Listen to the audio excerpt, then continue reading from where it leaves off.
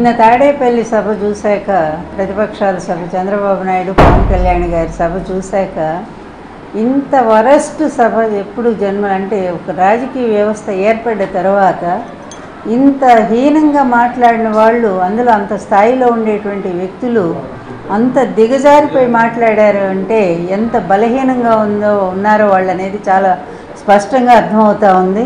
అందులో తొక్కేస్తాము ఏం పాతాళాన్ని తొక్కేస్తాం, ఎందుకంటే ఏదో అంటారే ఒట్టిగొడ్డు కరుపులు ఎక్కువ అని తెలుగులో సామెత ఉంది. ఏమి పాలు ఇవ్వలేనప్పుడు అది ఓరికి అరుస్తూ ఉంటుంది.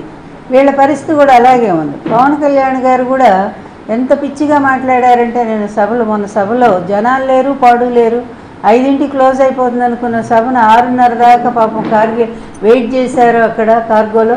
అయినా సరే ఏదో అరకొర జనాలు వస్తే దాంతో మమ అనిపించారు. కానీ వాళ్ళు రెచ్చిపోయిన విధానం చూస్తే ఒక్కటే మేము అడుగుతూ ఉన్నాము పవన్ కళ్యాణ్ గారిని, అసలు మీరు చదువుకున్నారా? కొంచెమైనా పరిజ్ఞానం ఉందా? అదేమంటే కాపు సోదరులు ఎందుకు ఇస్తూ ఉన్నాడు, మనం భోజనాలు పెట్టలేము, మనం మంచినీళ్ళు ఇవ్వలేము, అందువల్ల మనం ఎట్లా అన్ని సీట్లు అడుగుతాము, ఎన్ని ఇస్తే అన్నీ తీసుకోవాలి. రాజకీయ పరిజ్ఞానం అంట ఎవరు? చంద్రబాబు నాయుడు అంత సమర్థుడంట. అంత సమర్థుడైతే ఎందుకు ఓడిపోయాడు? మరి 23 సీట్లతో ఎంత ఘోరంగా ఓడిపోయాడు. 60 కేసులు ఈరోజు చుట్టుముట్టు ఉన్నాయి. ఈ 75 ఏళ్ల ముసలాడికి ఈరోజు ఎన్ని భయంకరమైన కేసులు, ఎంత అవినీతిపడు, ప్రపంచమంతా అవినీతి చక్రవర్తి అని చెప్తా ఉన్నారు కదా. నీకు మాత్రం పక్కన ఉండేటువంటి అతను అవినీతి కనపడలేదా? నువ్వు తిట్టావు కదా ఒకరోజు. నువ్వు 2019లోనే ఎప్పుడో కాదు, 2014 ముందు ఎప్పుడో మరి భయంకరంగా చంద్రబాబు అవినీతి అది ఇది అంటూ భయంకరంగా తిట్టావు కదా. అట్లాగే నీ కుటుంబాన్ని, మీ తల్లిని విమర్శించింది కూడా చంద్రబాబు తెలుగుదేశం వాళ్ళే అని చెప్పి నువ్వు అన్నావు కదా. మరి ఈరోజు అట్లాంటి చంద్రబాబు గొప్ప రాజనీతిజ్ఞుడైపోయాడా? ఆయన మాత్రం ఆలిపేరులో తప్పించుకున్నాడా? ఎంత దారుణంగా పవన్ ఎట్లా మారిపోయావు నువ్వు. మారిపోయి నీ బలహీనతల్ని కాపు సమాజం మీద రుద్దటం అనేది ఒక న్యాయంగా అనిపిస్తూ ఉందా నువ్వు? అదేమంటే బలం లేనప్పుడు ఎందుకని అంటావే, ఒక్కసారి సిగ్గు తెచ్చుకో. బలం లేకపోయినా 9 నెలల్లోనే ఎన్టీఆర్ గారు మరి పరిపాలనకు రాగలిగారు. 9 నెలల్లో పార్టీ పెట్టి ఎలక్షన్లో ఫేస్ చేసి ఆయన ప్రభుత్వానికి రాగలిగారు. అలాగే ఢిల్లీ పీఠాన్ని మరి ఆమ్ ఆద్మీ పార్టీ ఎంత గొప్పగా సక్సెస్ఫుల్గా పోటీ చేసి వాళ్ళు గెలిచారు. అది ఉండాలయ్యా. ఆ స్పిరిట్ లేకుండా నువ్వు నీ బలహీనత, నువ్వు నిజం చెప్పాలంటే సజ్జల గారు చెప్పినట్టుగా నువ్వు ఒక అవుట్సోర్సింగ్ ఏజెన్సీలానే కనపడుతున్నావు ప్రజలందరికీ.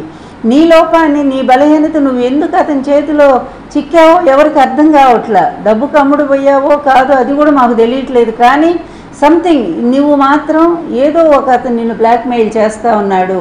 నీ బలహీనతను ఏదో తను పట్టుకొని నిన్ను అట్లా చేతులు గుప్పెట్లో పెట్టుకొని ఈరోజు ఎలా ఆడిస్తాలా. లేకపోతే నీ జెండా కనిపిస్తేనేమో చంద్రబాబు నాయుడు తీసేయని అంటాడా? ఇప్పుడు నిజంగా సిగ్గున్నవాడు అయితే, పౌరుషం ఉంటే నిజంగా నీ జనసేన సైనికులంతా కూడా వాళ్ళు పోరాడుతున్నారు కదా, వాళ్ళకున్న పౌరుషం ఇది కూడా నీకు లేకపోతే ఎట్లాగా? వాళ్ళు పోరాడుతున్నారు, ఎక్కడ ఒక మాట పండియట్లేదు, నిన్ను పండియట్లేదు, పార్టీని కూడా పండియట్లేదు. ఇంత అవమానకర పద్ధతుల్లో ఎందుకు తెలుగుదేశం పార్టీ తాకట్టు పెడుతున్నావని వాళ్ళు రోడ్డు మీదకి వచ్చి ఫైట్ చేస్తున్నారే నీ కోసం. నీకు ఆ మాత్రం సిగ్గు లేదయ్యా? వాళ్ళకున్నటువంటి పౌరుషం, ఆత్మాభిమానం నీకు లేదా? ఇక నీ జాతిని నువ్వు ఈసడించి మాట్లాడుతూ ఉన్నావే. ఎప్పుడైనా కాపు జాతి కోసం నువ్వు ఏ ఒక్క రోజైనా కరోనా లాంటి కష్ట సమయంలో నువ్వు మరి కోట్లు అప్పుడు సంపాదిస్తూ ఉన్నావు కదా సినిమా నటుడిగా. ఇలాంటి కాపుల కోసం నువ్వు ₹1 ఖర్చు పెట్టావా నువ్వు? పోనీ నీ బాసు 14 సంవత్సరాలు ఈ రాష్ట్రాన్ని లూటీ చేశాడు కదా, 14 సంవత్సరాలు ముఖ్యమంత్రిగా చేసి మొత్తం లూటీ చేసి 2 ఎకరాల పెద్ద మనిషి ఈరోజు 6 లక్షల కోట్లకి ఎగబాకాడే. ఇదంతా అవినీతి కదా? నీ కళ్ళకు కనపట్లేదా? అందులో నీకు ఎంత షేర్ చేస్తున్నాడో మాకు తెలియదు దాని గురించి, ఎందుకంటే ఇవన్నీ చాటుమాట వ్యవహారాలు కనుక. కానీ పబ్లిక్గా ఈరోజు కేసులు బయలు చేస్తూ ఉన్నాయి కదా. అతను అవినీతి మీద 18 కేసులు స్టేలు తెచ్చుకొని బయటకు వచ్చాడు కదా. అందులో నేనేసిన కేసు కూడా ఉంది కదా. ఇన్ని ప్రత్యక్షంగా ఉన్నా కూడా నువ్వు నమ్మవా అతని గురించి? అంటే నువ్వు అతని చేతిలో ఎలా బందీ అయిపోయావో, ఎలా చిక్కిపోయావో అనేది చాలా స్పష్టంగా అర్థమవుతుంది. అది ఏ బలహీనత లేకపోతే ఏ విధంగా నువ్వు అతని చేతిలో చిక్కావు అనేది కొద్ది రోజులు అది కూడా బయటకు వస్తుంది. కానీ నువ్వు చిక్కి అతని చేతిలో నువ్వు ఈరోజు కాపు జాతిని అవమానం చేస్తున్నావు. ఇది మాత్రం ఎవరు క్షమించరానటువంటి విషయం. నీ బలహీనతని జాతి మొత్తానికి ఎలా ఆపాదిస్తావు? ఏమి 24 సీట్లు తీసుకుని నువ్వేదో పెద్ద గొప్పగా భావిస్తూ అతను మనకి ఇచ్చాడు కాబట్టి మనం నిలబడ్డామంటావే. పక్కనుండి ప్రతి ఒక్కడు కూడా పార్టీ పెట్టిందే ధైర్యంగా పోరాడతాడు.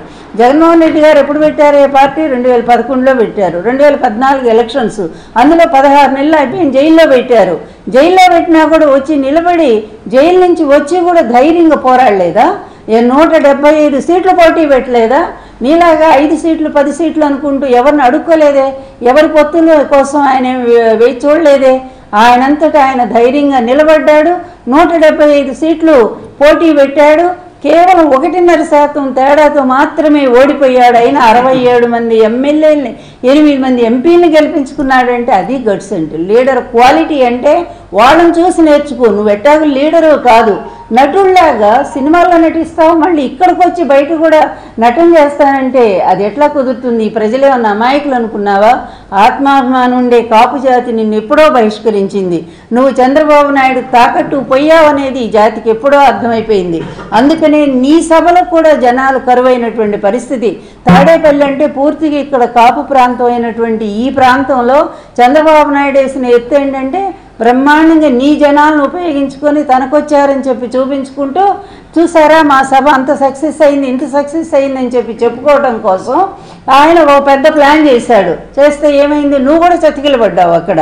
అందువల్ల నువ్వు ఏమి సందేశం చెప్పు? ఎక్కడికి పాతాళానికి తొక్కేస్తావా? ఎవరిని? వైఎస్ జగన్మోహన్ రెడ్డి గారిని. ఏం చేశారయ్యా ఆయన చేసిన తప్పేంటో చెప్పండి, ఒక్క మాట చెప్పండి. ఈ పేద ప్రజలకి దాదాపు 2.5 లక్షల కోట్ల రూపాయలు పేద ప్రజలకు పంచిపెట్టినందుకు ఆయన తొక్కేస్తావా?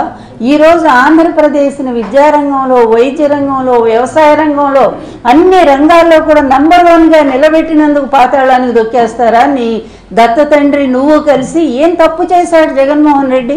నువ్వు నిష్కారణంగా జగన్మోహన్ రెడ్డి గారి మీద కోపం పెంచుకున్నావు, ద్వేషం పెంచుకున్నావు. కోపం వేరు, ద్వేషం వేరు. అతను ఎప్పుడూ కూడా నీ కుటుంబం జోలు రాలేదే, మీ తల్లిగారిని గురించి ఒక్క మాట అనలేదే, మీ ఇంట్లో వాళ్ళ గురించి ఆయన ఏం మాట్లాడలేదే.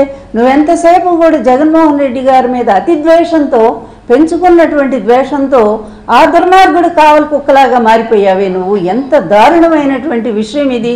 నీకు అవమానం అనిపించట్లేదా? నువ్వు ఎంత గొప్ప నటుడు అయ్యా! ఒకనాడు మీ అన్న తర్వాత నువ్వే కదా అంత గొప్ప స్థాయి ఉన్నవాడివి. అలాంటి వాడివి ఈరోజు ఎందుకు ఆ ఇంటికి ఆ విధంగా కాపలా కాస్తా ఉన్నావు? చంద్రబాబు లాంటి అవినీతి పరుడు, చంద్రబాబు లాంటి వెధవ, చంద్రబాబు లాంటి వెన్నుపోటుదారుడు, చంద్రబాబు లాంటి నీచుడు, చంద్రబాబు లాంటి హంతకుడు, చంద్రబాబు లాంటి ఎలా చెప్పాలంటే అన్నిటికీ నేనే ప్రత్యక్ష సాక్షిని, స్మగ్లర్ కూడా అతను. అవన్నీ మాకు తెలుసు. చంద్రబాబు లాంటి ఒక పెద్ద అరాచక శక్తి ఈ వ్యవస్థలన్నింటినీ కూడా గుప్పెట్లో పెట్టుకుని సర్వనాశనం చేసినటువంటి వ్యక్తి. అట్లాంటి వాడు ఈ రాష్ట్రం నుంచి ఎప్పుడు తెలియపోతాడని జనమంతా కూడా చూస్తూ ఉంటే నువ్వు పోయి ఏదో ఈ కేసులు అదృష్టం కొద్ది బయటపడి అతను జైలు పోతే నువ్వు పోయి అక్కడ పోయి స్ట్రైక్ చేస్తావా? ఏంటి? ఒక అన్యాయానికి, ఒక అరాచక శక్తికి నువ్వు సపోర్ట్గా నిలబెడతావా? ఏంటి అసలు మీ ఇద్దరు అనుబంధం ఏంటి? ఒక్కసారి చెప్పు. అది స్పష్టంగా ప్రజలకు చెప్పాల్సిన అవసరం ఉంది. జగన్ చేసిన తప్పేంటి? మరి సైకో అంటూ జగన్ గురించి ఇష్టం వచ్చినట్టు మాట్లాడి, నీకంటే సైకో ఎవరైనా ఉన్నారా పవన్? నీకంటే సైకో పిచ్చిగా మాట్లాడుతున్నావే, డ్యాన్సులు వేస్తూ మాట్లాడుతున్నావే వేదిక మీద, అలా అది ఉన్మాదిలాగా మాట్లాడుతున్నావే జగన్ గారి గురించి.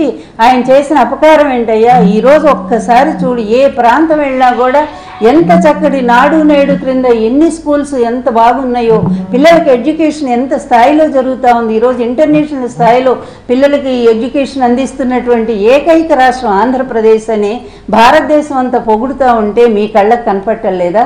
అదేవిధంగా వైద్య రంగం పల్లెపాటని ఆ పేరుతో తీసుకెళ్ళి పల్లె డాక్టర్ మరి ప్రతి ఇంటికి వెళ్ళి వైద్యం చేస్తూ మరి కుటుంబాలను ఆదుకుంటున్నటువంటిది మీకు కనిపించట్లేదా?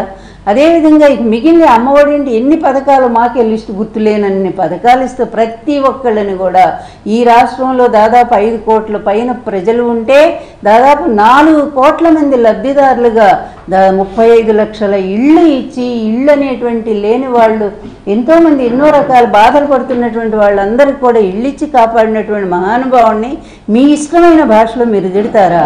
చివరికి ఎంత దుర్మార్గుడి చంద్రబాబు నాయుడు మా కుటుంబాన్ని విడదీశాడు. మా కుటుంబంలో మొత్తం తండ్రిని కొడుకుల్ని వేరు చేశాడు. తన అధికారం కోసం, పూర్తిగా తన ముఖ్యమంత్రి పదవి కోసం తండ్రి కొడుకుల మధ్య తగువ పెట్టినటువంటి నీచుడు వీడు. ఈరోజు జగన్ కుటుంబంలో కూడా తగువ పెట్టాడు. జగన్ కుటుంబంలో ఆయన అన్నా చెల్లెళ్ళకి తగువ పెట్టాడు. అలాగే ఆమె ఏదో మాట్లాడుతూ ఉంది, వివేకానంద కూతురు. వీళ్ళు ఎప్పుడో తెలుగుదేశం చంకెక్కారని అందరికీ తెలుసు, లోకమంతా తెలుసు. అమ్మా సునీతమ్మ, ఈరోజు మీరు కొత్తగా చెప్పేది ఏమీ లేదు. మీ భర్త తెలుగుదేశంతో అంటగాగుతున్నాడు అనేది అందరికీ తెలిసిన విషయమే.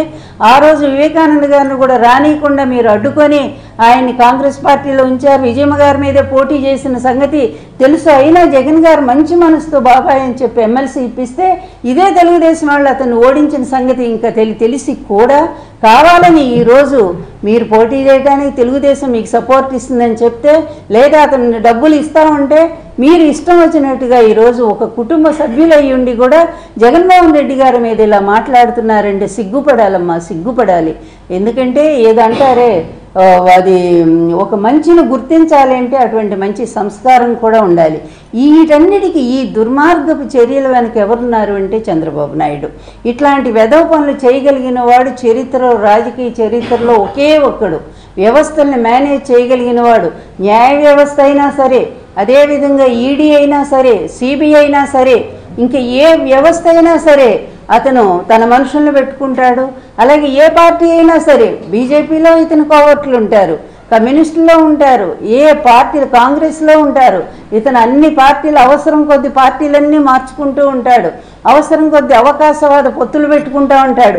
ఇలాంటి నీచ నికృష్టుడి పంచన చేరి ఈరోజు నువ్వు ఇష్టం వచ్చినట్టుగా ఒక మంచి సామాజిక న్యాయంతో ఒక సామాజిక విప్లవాన్ని తీసుకొచ్చి అన్ని కుల రహితమైనటువంటి ఒక గొప్ప సమాజాన్ని ఈరోజు ఒక గొప్ప సంస్కర్తలాగా అందిస్తున్నటువంటి జగన్మోహన్ రెడ్డి గారిని మాట్లాడటానికి కొంచెం మంచి మనస్సు ఉండాలి, మంచి ఆలోచన ఉండాలి, మంచి సంస్కారం కూడా ఉండాలి. కానీ అవేవి మీ ఇద్దరికి కూడా కనపట్లేదు. ఎంత ఒక రాజకీయ నాయకుడని నువ్వే చెప్పుకుంటా ఉన్నావు. 10 సంవత్సరాల పార్టీ నీది, ఇంతవరకు కనీసం వార్డు కమిటీలు కూడా వేసుకోలేను దిక్కుమాలిన పార్టీని నడుపుతూ ఉన్నావు. నువ్వు ఎందుకు వేయట్లేదో అందరికీ తెలుసు. చంద్రబాబు ఏం ఆదేశం ఇస్తే అది అట్లాగే దాన్ని నడిపిస్తూ ఉంటావు. నీ పార్టీ అతని కోసమే పెట్టావు. ఇందాక చెప్పాం కదా, మేము ఒక అవుట్ సోర్సింగ్ ఏజెన్సీ లాగా. అతను నిలబడమంటే నిలబడతావు, తీసేయమంటే తీసేస్తావు, లేదా అసలు ఇంట్లో కూర్చోంటే కూర్చుంటావు. అట్లాంటి నువ్వు కూడా వచ్చి జగన్మోహన్ రెడ్డి గారి గురించి విమర్శించడానికి కొంచెమైనా నైతికత ఉండాలి కదా. నీకు అసలు ఆ హక్కు ఉందా? లేకుండా నీ ఇష్టం వచ్చినట్టు మీరు మాట్లాడుతూ ఉన్నారే. నేను ఒక్కటే చెప్తున్నా, ఈ పవన్ కళ్యాణ్ ఒక చిన్న పిల్లాళ్ళు అంటాడు. అసలు రాజకీయాల్లో అతని గురించి ఒక్క నిమిషం కూడా మనం ఏమి మాట్లాడాల్సిన అవసరం కూడా లేదు. నా దృష్టిలో నేను ఎప్పుడు మాట్లాడలేదు కూడా, ఇప్పుడే మాట్లాడుతున్నాను. ఎందుకంటే అతను కనీసం కొంచెమన్నా బుద్ధి వస్తుందేమోనని. కానీ అసలైనటువంటి దొంగ, అసలైనటువంటి నీచుడు, అసలైనటువంటి నికృష్టపు రాజకీయాలను నడిపినటువంటి వాడు, ప్రజల్ని దోపిడీ చేసినటువంటి వాడు, ప్రజా వ్యవస్థల్ని మొత్తం కూడా అన్ని వ్యవస్థల్ని సర్వనాశనం చేసి ఈరోజు ప్రతిదీ కూడా ప్రక్షాళన చేసుకునేటువంటి పరిస్థితిలో ప్రతి వ్యవస్థ పడింది. న్యాయ వ్యవస్థ ఇప్పుడిప్పుడే తేరుకుంటా ఉంది. అదేవిధంగా అన్నీ కూడా తేరుకునేటువంటి ఈ పరిస్థితుల్లో మళ్ళీ ఇలాంటి దొంగ, ఇలాంటి అవినీతి పరుడు, ఇలాంటి ప్రజా వ్యతిరేకి, ముఖ్యంగా పేద వర్గాల వ్యతిరేకమైనటువంటి ఇతను గనక పొరపాటున మళ్ళా ఇతను అధికారంలోకి వస్తే ఎంత ప్రమాదం జరుగుతుందో ఆంధ్ర ప్రజలు కూడా దయచేసి ఆలోచించమని తెలియజేస్తా ఉన్నాను.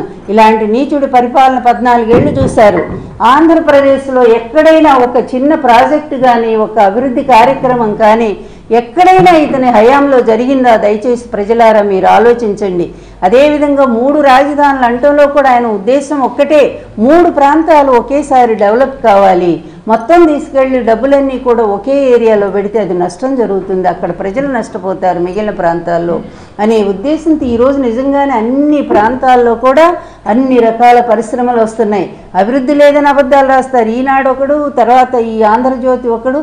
మా టైంలో ఏ విధంగా ఎన్టీఆర్ ప్రభుత్వాన్ని దించడానికి చంద్రబాబుకు సహకరించారో ఈరోజు కూడా అదే మీడియా మళ్ళీ చంద్రబాబుకి ఎక్కించడం కోసం జగన్మోహన్ రెడ్డి మీద ఇష్టం వచ్చినట్టుగా పిచ్చి పిచ్చి వార్తలు అబద్ధాలు రాస్తూనే ఉన్నారు. ఈ అబద్ధాల మీడియాని, ఈ అబద్ధాల చక్రవర్తి చంద్రబాబుని, ఈ అవినీతి చక్రవర్తిని ప్రజలు ఎన్నాళ్ళు భరించాలి? ఒక్క మంచి చేయలేని వ్యక్తి, ఇంకొక వైపు జగన్మోహన్ రెడ్డి గారు ఎన్నో మంచి పనులు చేసుకుంటూ కరోనా లాంటి టైంలో కన్న తండ్రిలాగా మీ అండగా నిలబడి మిమ్మల్ని కాచుకున్న ఆ మహానుభావుని ఆయన పరిపాలన కావాలా? లేకపోతే రేపు చంద్రబాబును పొరపాటుని గెలిపిస్తే అతను రాడు ముఖ్యమంత్రిగా, ఆ పనికి మాలినాడు ఉన్నాడు కదా, చదువు సంజా లేనటువంటి వాడు, ఆయన తీసుకొచ్చి ఆ పిచ్చోడిని తీసుకొచ్చి ఎవరు లోకేష్ని వాడిని తీసుకొచ్చి ముఖ్యమంత్రిని చేస్తాడు. లేకపోతే పెళ్ళాం అన్నం కూడా పెట్టదు, అతనికి బయటికి గెంటే పరిస్థితి ఉంది. అందువల్ల అలాంటి ఒక దురదృష్ట పరిస్థితి జగన్మోహన్ రెడ్డి కావాలా?